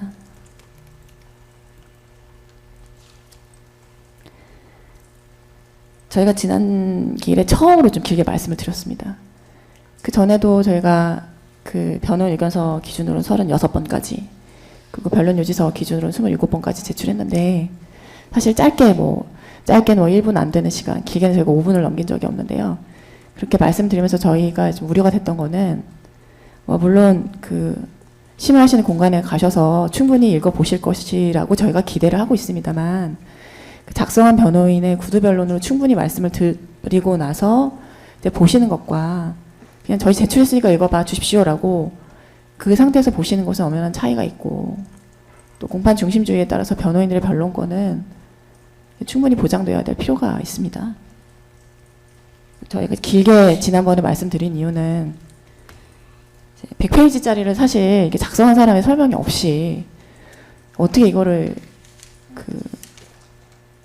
다 보시겠습니까? 그러니까 당연히 그 분량에 해당해서 저희가 충분히 요지를 말씀을 드리는 거는 필요한 활동이라고 생각이 됐고요. 그런 거에 대해서 이제 저희가 이의 신청을 하게 되면 이 재판이 중계되는 과정이 있다 보니까 언론이 갖고 있는 정념의 방향에 따라 저희의 정당한 항의 그리고 이제 변론권 행사에 대한 제지나 절차 중단을 함부로 말을 끊는 것에 대해 제지를 해달라라고 이제 저희가 강력하게 요청하면 그 부분만 가위질이 돼서 이제 나갑니다. 그런 부분에 대해서 재판장님께서 알고 계신지 궁금해서 말씀을 드리고요. 오늘 변론한 내용에서는 두 번 다시 이런 그 상대방의 말을 끊고 변론권 행사를 방해하는, 사실 그런 권한이 형사소송법상 특검이든 검찰에 대해든 주어진 바가 없거든요. 그래서 재발하지 않도록 소송 지휘해 주실 것을 부탁을 드립니다. 또 하나 말씀드릴 것은 저희들이 이제 증인을 상대로 공소사실의 신빙성의 의문을 제기하고 또 탄핵하는 이제 정당한 변론 활동 이런 것에 대해서 저희가 모욕을 하고 있다 이런 평가를 듣고 있습니다. 그런데 정작 이제 이 사건 핵심 공소사실 중 핵심을 탄핵하는 방향의 증언을 한 증인에 대해서는 아까 위증선서 했으니까 잘 생각하시고 답변하시라. 이런 불필요한 위증 경고 같은 것도 있었고요. 이런 특검인데 사실 변호인의 다른 재판에서도 이런 그 위증의 경고에 대해서 이야기한 변호인이 계셨는데 그 변호인께서 제지를 당하신 걸로 알고 있었거든요. 그런데 아무리 상식적인 수준으로 생각을 해도 기소 권한을 갖고 있는 검찰이 위증에 선서했으니까 말 똑바로 해라 이렇게 이야기하는 거랑 변호인이 그런 이야기를 하는 것은 무게감이 전혀 다릅니다. 저희 재판에서 변호인들이 저희들은 그렇게 증인에 대해서 이야기한 바가 없고요.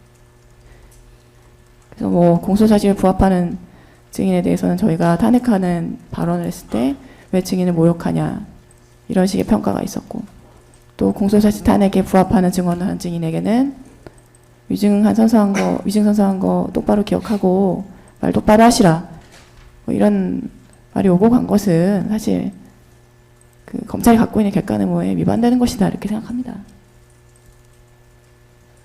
서로 자제해야겠지만은 증인에게 위증 선서했으니까 그걸 기억을 해서 다시는 위증에 선서를 했던 걸 기억을 해서 잘 생각하고 답변하라 이런 식의 저희는 하지 않겠지만은 특검에서도 자제하실 것이라 생각이 되고요. 이런 불필요한 위증 경고가 반복되지 않도록 또한 소송 지휘해 주실 것을 부탁드립니다. 변호인 의견서 37번 요지 말씀드리겠습니다. 저희가 37번 의견서를 통해서 말씀드리고자 하는 것은 이제 요지는 이렇습니다. 지금 특검이 제출한 그 공소장의 국회 관련 부분에 제가 살펴보니까 주장의 요지는 이제 국회의원 출입 통제 그리고 국회 봉쇄 이런 걸 이제 키워드로 사용하면서 이것을 국허문란적 폭동의 구성 요건과 연결 지으려고 하는 것 같습니다. 근데 이제 헌법 그리고 국회법 어디에도 비상계엄하에 국회 해제의 결의가 반드시 본회의장에서 혹은 특정 장소에서 이루어져야 한다는 요건은 존재하지 않습니다.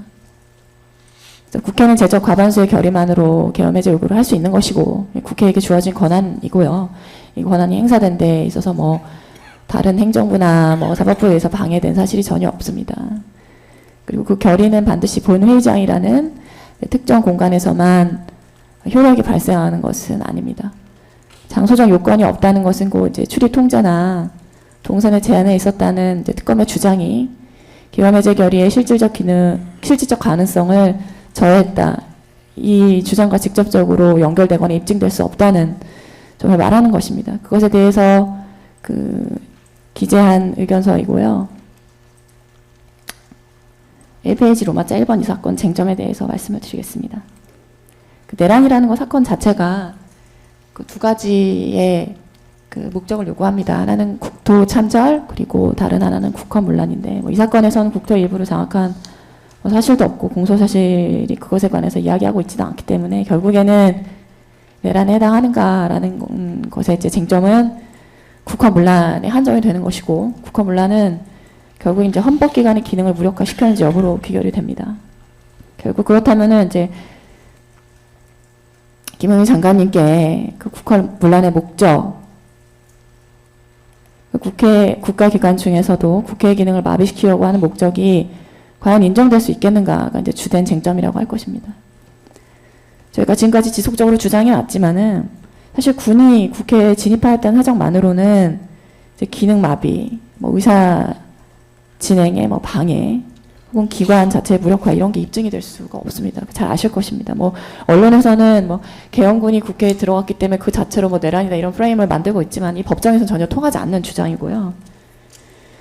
쟁점은 이제 국회 기능을 실제로 마비시킨 일이 있었나, 기도된 일이 있었는가, 그에 따라 실제로 마비가 되었는가, 그리고 국회의 기능을 마비시킬 수 있는 가능성이라는 것이 단지 그 당시 현장 상황에 비추어 인정될 수 있는가, 이렇게 볼 수 있을 것입니다.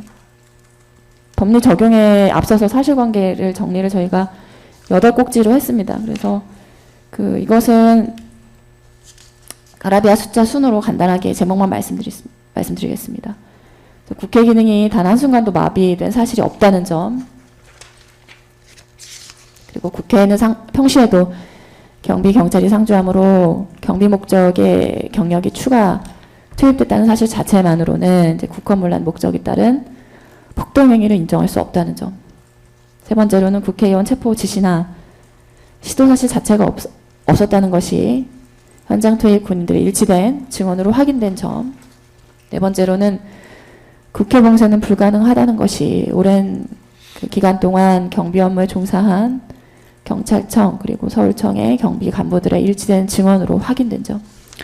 다섯 번째는 이게 지금 뭐 가짜 뉴스가 많이 돌아다녀서 이거에 대해서는 이제 알려진 바가 많이 없어서 저희가 이제 자세하게 기재를 했지만 뭐 변론 내용으로 장황하게 말씀드릴 건 아니어서 여기서도 제목만 언급하고 넘어가겠습니다.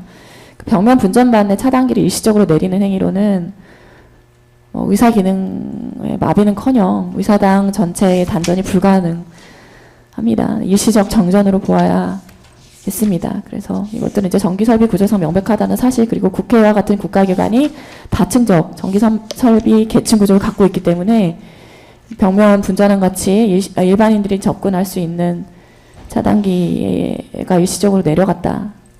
이런 점만으로는 뭐 의사기능 마비됐다 이런 주장을 전혀 입증할 수 없고요. 특히 지난 기일에 출석한 김현태 단장은 본인이 한번 찾아봐라 이렇게 얘기를 했다고 했지, 찾아서 직접 내리라, 뭘 내려라, 어떤 걸 찾아서 뭐 내리라 이런 지시는 하진 않았다고 합니다. 특임단의 임무라는 것이 건물을 봉쇄하는 것을 이제 주로 하는데 건물의 건물의 시설을 이제 확보하고, 그리고 이제 봉쇄라는 표현을 사용하는데요.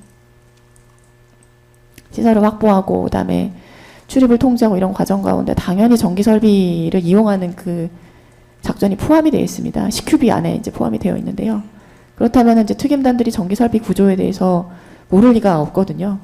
예. 어떤 걸 내려야 뭐 어떤 기능이 꺼지고, 벽면 분전함 정도는 뭐 어떤 기능을 이제 마비시킬 수 있고, 그렇다면 아예 의사 기능을 차단하기 생각이었으면은 일반인 통제가 되지 않는 가장 상위 계층의 그 전기 설비를 찾아서 아마 끊었을 겁니다. 근데 그런 사실 전혀 없고 뭐 김현태 단장 증언으로는 본인이 찾아보라 이런 얘기를 했지 뭐 직접적으로 단전하라 이런 지시는 내리지 않았다고 이야기했습니다.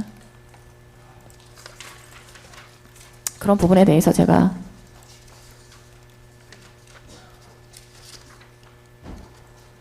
9페이지까지 이제 말씀을 드렸고요. 로마주 6번으로는 그 국회의원 출입이 실제로 차단된 사실이 전혀 없습니다. 예, 190명의 국회의원들이 전부 들어가서 00시 47분부터 01시 07분까지 계엄해제결 가결안을 통과시킬 때까지 뭐 단 한 번도 의사기능이 방해되지 않았다는 것은 실제로 국회의원 출입이 자유로웠다는 것을 말하고, 그리고 저희가 그 92호증으로 제출한 가지번호 1, 2로 제출한 그 카카오톡 메신저를 통해서도 뭐 못 들어갔기 때문에 뭐 나와서 자기를 좀 들여보내달라고 말하는 의원이 전혀 없고 본인들은 다 이제 들어왔다 이런 그 내용의 대화를 한 것이 확인이 됩니다. 마지막으로 7번째로 결과적으로 계엄해제 결의안이 신속하게 이제 가결이 되었고요. 그 과정 가운데에서 군에 의해서 경에 의해서 방해를 받은 사실이 전혀 없다는 점을 말씀드리고요. 사실관계를 토대로 법리 공방을 하겠습니다. 10페이지입니다. 국회법에 따른 해제 의결안 가결 방식에 대해서 관련 법령을 제시하면서 말씀을 드리겠습니다. 요지는 저희가 이제 모두 말씀드린 것처럼 헌법과 국회법 어디에도 비상계엄하에 국회 해제 결의가 반드시 본 회의장에서 혹은 특정 장소에서 이루어져야 한다는 요건은 존재하지 않는다는 것입니다. 법령 2개를 들고 왔습니다.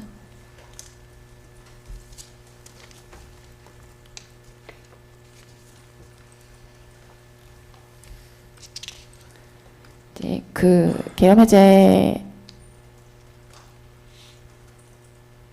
관한 국회 해제 결의 절차에 관해서 이제 가장 이제 근본이 되는 대한민국 헌법 77조 5항이 되겠습니다. 여기 보면 이제 국회의원 제적 의원 과반수의 찬성으로 계엄 해제할 수 있다.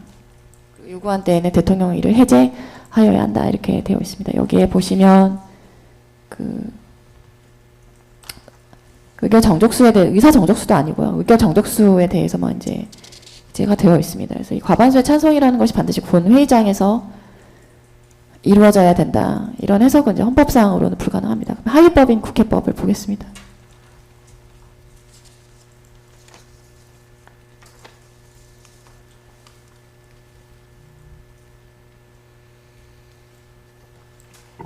그 국회가 갖고 있는 가장 중요한 이제 기능 중에 하나가 의사결정, 그러니까 그 의결 활동이라고 할 텐데요.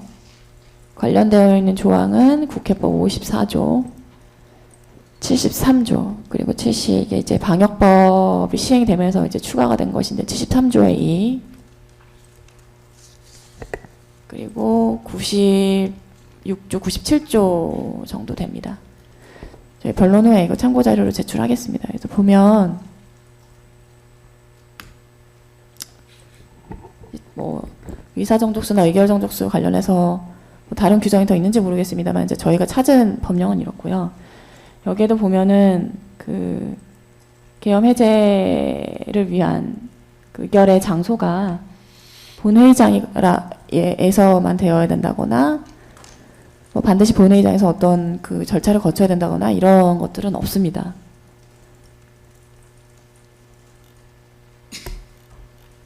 그렇다면 이들 규정이 계엄해제 요구의 의결 정족수에 해당하는 제적 의원 과반수만을 명시하고 있을 뿐이고 그 결의가 이루어져야 할 구체적인 장소에 대해서는 어떤 규정도 두고 있지 않다는 것을 이제 말하는 것입니다.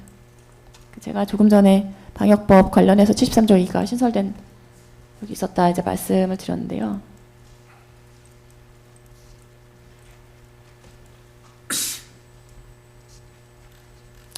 이 규정은 감염법 확산 그리고 천재지변 등으로 본회의가 정상적으로 계기가 되기 어려운 경우에 이제 원격 영상 회의를 허용하는 규정입니다. 예를 들면 뭐 그 여러 가지 그 어플리케이션 중에서 화상 회의의 기능을 제공하는 뭐 줌이라든가 마이크로소프트라든가 뭐 구글 팀즈라든가 아니면 뭐 웨일 온 같은 것들을 말하는데요. 거기서도 보면 출석을 했는지 또 해당 안건에 대한 그 각 의원의 입장은 어떤 것인지를 이제 확인할 수가 있는데 그런 것들에 의한 본회의 개의도 가능하다는 점을 이제 말하는 것입니다. 이런 규정 자체가 있다는 것은 예외적인 상황에서 물리적으로 국회의사당이 아닌, 그러니까 본회의장을 말합니다. 본회의장이 아닌 다른 장소에서도 회의가 가능하다는 점을 명시하는 것입니다.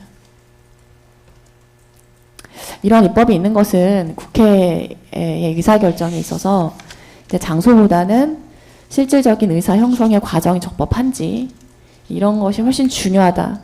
이런 것도 입법적 판단을 반영한 것으로 보입니다. 물론 해당 조항은 한시적 규정이긴 합니다.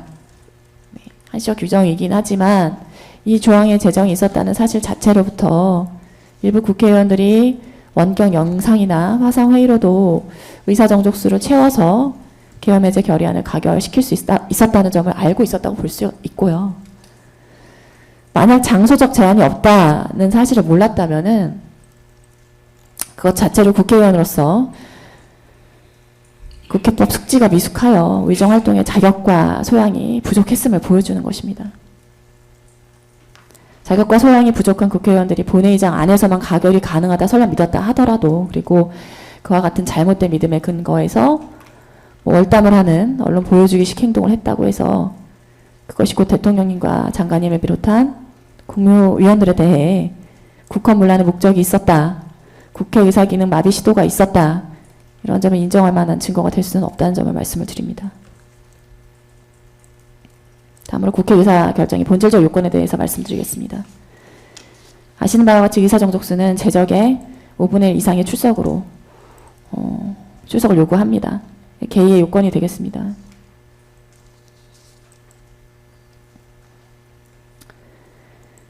그리고 다음으로 이제 본질적 요건으로는 당연히 이제 적법한 절차를 준수를 해야 될 것이고요.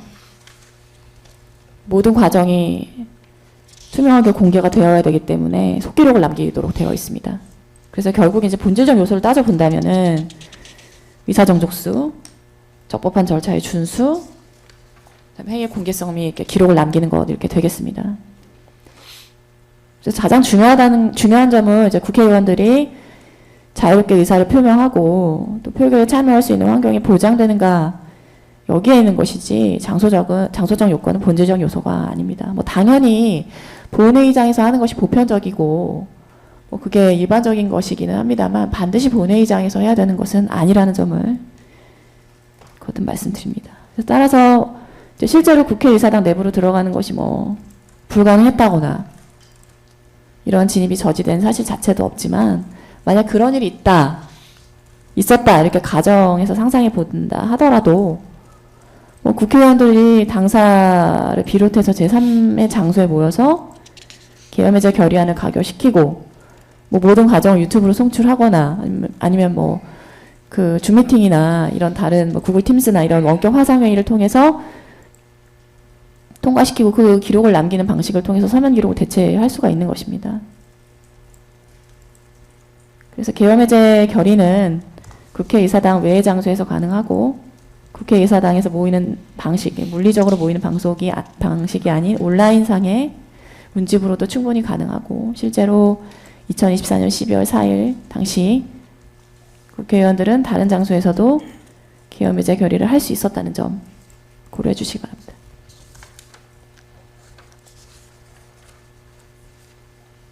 (13페이지) 5번입니다. 국회의장이 뭐 월담을 한 사진이 돌아다니면서 마치 군경이 국회의원들의 진입을 막아서 뭐 계엄해제 의결을 막거나 이걸 지연시키려 했다 이런 주장이 지금 언론에서도 여전히 사라지지 않고 있고 공소장에도 기재가 되어 있습니다. 다만 당시 상황에 비춰보면은 월담의 필요성이 없었다. 그리고 그 특정 인물이 월담을 했다는 것 자체가 그 국회 기능의 마비가 시도되었다는 것을 의미하지도 않는다는 점을 말씀드립니다. 요지는 이렇습니다. 첫째, 계엄해제 결의가 국회의사당 본회의장이 아닌 다른 장소에서도 가능한 이상 국회의원들이 굳이 담을 넘어서 국회의사당에 진입할 필요가 없었습니다. 알았다면 제3의 장소에서도 할 수 있었다는 것을 알았다면은 이것은 의도적인 연출이 되겠고요. 물론 또한 의장으로서 국회법 숙지 의무를 다하지 않거나 제대로 살펴보지 않고 해당 행위를 한 것이기 때문에 의장으로서 직무 수행에 자격이 없다 할 것입니다. 또한 설령 일부 국회의원들이 담을 넘는 행위가 있었다 하더라도 그것은 스스로 계엄해제 결의를 하기 위한 자신들의 선택이었을 뿐이지 이것을 통해 국회 기능이 마비되었다는 것을 의미하는 것은 아닙니다. 190명의 국회의원들이 평온하게 본회의장에 출석해서 20분 만에 계엄해제 결의안을 가결하였던 사실로부터 국회의원의 국회 출입과 의사진행이 실질적으로 전혀 방해받지 않았다는 점을 명백하게 보여준다 할 것입니다. 국회의사당 진입과 그리고 국회 기능 마비 시도 사이에는 따라서 아무런 상관관계가 없다는 점을 말씀드립니다. 대한민국 군이나 경찰에 의한 국도 참전이 어불성설이듯이 단순히 계엄군의 국회 진입만으로는 국헌문란 목적 자체가 인정되지 않기 때문에 어떻게든 이 행위를 국회의사 기능이 마비되었다 이런 시나리오로 연결시켜야 할 필요성이 있기 때문에 사전에 이것을 내란에 해당한다 이렇게 판단을 지어놓고 이를 인정받기 위해 특검이 출범하였습니다. 그리고 현재도 이 주장은 유지되고 있습니다. 이를 입증하기 위해 그가 수없이 많은 군인들을 불러 참고인으로 조사한 이후 영장도 없이 관련 자료를 채증하고 일부 연관금 이상 군인들은 피의자 신분으로 전환시켜 수사를 진행하다 결국 기소하였습니다. 그러나 앞서 본 바와 같이 국회법에 따라서 계엄해제 결의가 국회의사당 외의 장소에서도 가능하다면 계엄군의 국회의사당 진입은 계엄사무 수행에 해당할 뿐 국회의 계엄해제 결의 자체를 불가능하게 만드는 행위, 다시 말해서 국회라는 국가기관의 기능을 마비시키는 행위라고 볼 수 없습니다.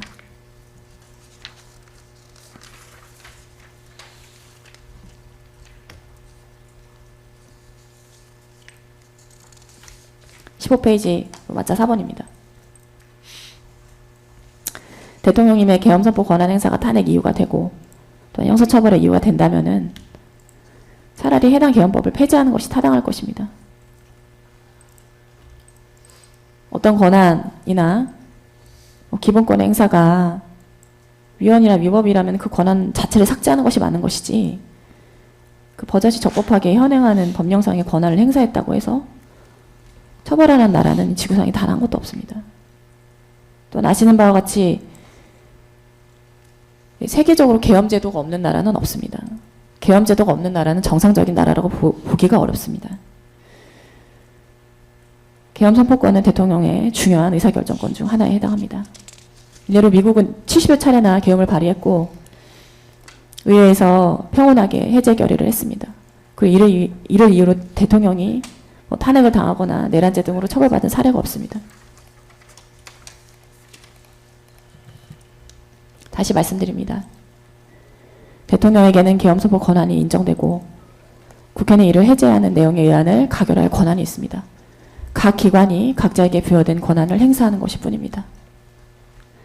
이에 대한 사법적 판단이 만약 가능하다는 해석을 하게 된다면은 잘못된 입법, 잘못된 기소, 잘못된 확정 판결에 대하여 모든 공직자가 형사 책임을 져야 한다는 매우 이상한 결론에 이르게 됩니다. 예를 들어 어떤 법률 조항에 관해서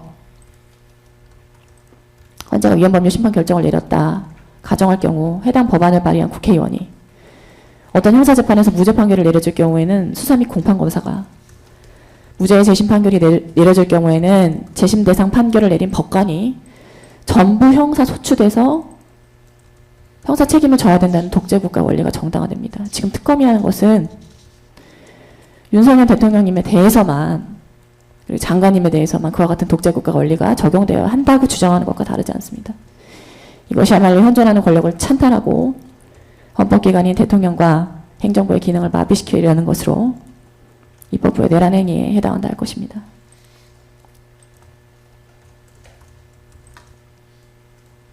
계엄선포 권한을 행사했던 이유로 대통령과 계엄사무 수행 국무위원들 및 계엄사무 수행 군인들이 형사 처벌을 받아야 한다는 발상이 대한민국에 사라지지 않는 한 그 형사 판결을 내린 사법부의 판단이 존중받을 경우 대한민국 법치주의는 그 즉시로 마비될 것입니다. 결론을 말씀드리겠습니다. 이상의 내용을 종합하면 사실관계 측면으로 보나 법리적으로 보나 국회 기능의 마비, 즉 국헌문란의 목적은 존재하지 않았고 그 목적의 달성 또한 원천적으로 불가능하였습니다.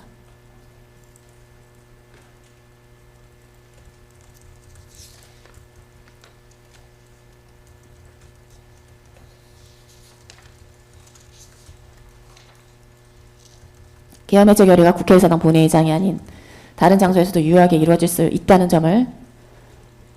점에서 법리상 국회 기능 마비가 불가능할 뿐만 아니라 190명의 국회의원이 평온하게 계엄해제 가결을 통과시킨 점, 그 과정에서 단 한 번도 의사가 중단된 사실이 없었다는 점, 벽면 분전반 차단기 조정만으로는 국회의사당 전체의 단전이나 의사기능 마비가 구조적으로 불가능하다는 점, 의원 체포 지시나 시도 사실이 전혀 없고 주요 경찰 간부들도 대한민국 기동대를 다 소집해도 국회를 봉쇄하는 것은 불가능하다고 일관되게 증언한 점이 이러한 주장을 뒷받침하는 사실관계에 해당합니다.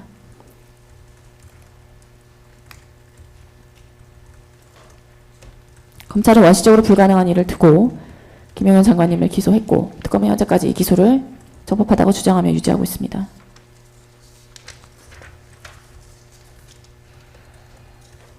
이상 같은 이유로 김영현 장관님에 대한 공소는 조속히 기각되어야 마땅하며 만약 실체 심리에 들어간다 하더라도 무죄 판결이 선고되어야 한다는 점을 말씀드리면서 37번 변호인 의견서 구두 변론을 마치겠습니다. 예, 알겠습니다. 예, 이 부분에 대해서 뭐 검찰 측에서 간단하게 구두로 뭐 말씀하실 거 있으세요? 예, 간단하게만 말씀드리겠습니다. 먼저 그 현행 법률상 유효하지 않은 법률 조문을 근거로 원격 화상회의가 가능했다는 등 사실관계와 법리에 대해서 독자적인 주장을 개진을 하고 있습니다. 변호인의 주장에 대해서는 2025년 12월 10일자 의견서를 통해서도 이미 충분히 그 재판부께 말씀을 드린 바 있습니다. 이에 대해서 현재까지 변호인의 납득 가능한 반박은 없는 상태입니다. 특검의 구체적인 의견에 대해서는 그 최종 진술 과정에서 세부적으로 말씀을 드릴 예정이고, 좀 한 가지 첨언을 더 드리자면 변호인께서는 내란죄에 있어 본건 계엄 선포와 계엄군과 경찰 병력의 국회 출동이 국헌문란 목적 폭동에 해당하지 않는다고 주장을 하지만 여러 증거와 증인들의 증언에 의할 때 계엄군이 국회로 출동을 한 것은 계엄 해제 의결을 막기 위한 목적, 일부 국회의원들에 대한 체포 목적 등이 충분히 인정이 된다 할 것입니다. 국헌문란의 목적은 이미 이러한 점에서도 명백히 인정이 된다 할 것이고, 형법주석서 등에 의하더라도 폭동이란 강학상 최광의의 폭행 협박으로서 대법원 판례에 의하더라도 군이 출동한 사실 그리고 그 여러 가지 재반 사정을 고려를 할 때 이 사건에 대해서는 충분히 폭동에 해당한다고 그 과거 대법원 판례에 의해서라도 충분히 인정된다 할 것입니다. 세부적인 내용에 대해서는 이제 증거조사 후 최종 의견 때 더 세부적으로 말씀드리겠습니다. 예, 알겠습니다. 예, 쌍방 저 구두 변론 여기까지 저 진행하면 될까요? 예, 그 진행하고 한 가지 말씀드리면 잠깐만요. 예, 이하성 변호사님. 저 우리 유검사님이 쓰시는 용어가 좀 예의에 맞지 않습니다. 뭘 충분하지 뭐 검사가 한 건 다 충분하고 우리가 한 건 충분하지 않고, 그다음에 우리 뭐 일방적으로 주장 이런 말은 적절치 않고, 그렇게 말할 것 같으면 우리도 훨씬 더 세게 말할 수 있죠. 그렇게 구성지에 따라서 저희가 적절한 용어로 쓰고 있으니까 그런 표현은 좀 자제해 주십사 바라고요. 계속 반복되면 저희도 강력하게 대응하겠습니다. 뭐 때문에 그러시는지 잘 모르겠네. 아니 그 용어 자체가 적절치 않지 않습니까? 아니, 일방적 뭐 주장, 저 극단적이다, 일방적이다. 공방벌이는데 뭐 저 그런 거는 그 서로 이렇게 예의 잘 지켜주시면 될 것 같고, 그리고 뭐 더 하실 건 없으시죠? 예, 말씀만 일단 첨언 드리자면 뭐 평소에 유검사라고 하시다가 오늘은 유검사님이라고 해주셨는데 그 점에 대해서는 감사하다고 우리 얼마나 표현합니다. 애쓰고 있는데 우리가. 그러니까 서로 또 왜 저 감정 싸움 하지 마시고 저 젠틀맨 12월 18일 그 저희 증인 때문에 잠깐 지금 시간이 될 때 말씀을 좀 드릴까요? 검찰 측은 그 변호인 측 먼저 검토해 보셨죠? 12월 1일자 그 추가 증인 신청에 대해서 예 동의하시는 부분. 예. 일자가 뭐였어요, 재판에서? 저 추가 증인 신청이 예. 홍장원 여인형 쭉 이렇게 한 19명 있잖아요. 그 부분에 대해서 예, 동의하실 수 있는 부분 빨리 이제 정리 좀 할까요? 잠깐만요. 저 이거 오후에 준비가 좀 하시면 되셨네. 예, 오후에 좀 다시 아, 그럼 할게요. 오후에 이거 예, 빨리 알려주십시오. 권현 변호사가 정리하고 있습니다. 예, 오늘까지 이거 알려주셔야. 제가 오후에 예, 바로 말씀드리겠습니다. 알겠습니다. 9일까지 알려주시기로 했었는데 지난 기일에 왠지 준비가 안 되셨을 것 같아서 저희가 따로 언급을 안 했습니다만 그러니까, 뭐 네, 오후까지는 고맙습니다. 충분히 알려주실 것으로 믿고 있습니다. 예, 이따가 오후에는 꼭 좀 네, 알려주십시오. 예, 그렇게 하겠습니다. 예, 그 부분은 그렇게 해가지고 18일 저 증인에 대해서는 이따가 그 부분 확인해서 저 검찰 측 의견 들어볼게요. 네, 알겠습니다. 예, 오전은 여기까지 진행하도록 하겠습니다. 아유, 간만에 오늘 또 쌍방이 협조가 잘 되셔갖고 오전에 빨리 끝났네. 하여간 고생들 하셨습니다. 오전 재판은 이렇게 하고 이따 오후 2시에 뵙도록 하겠습니다.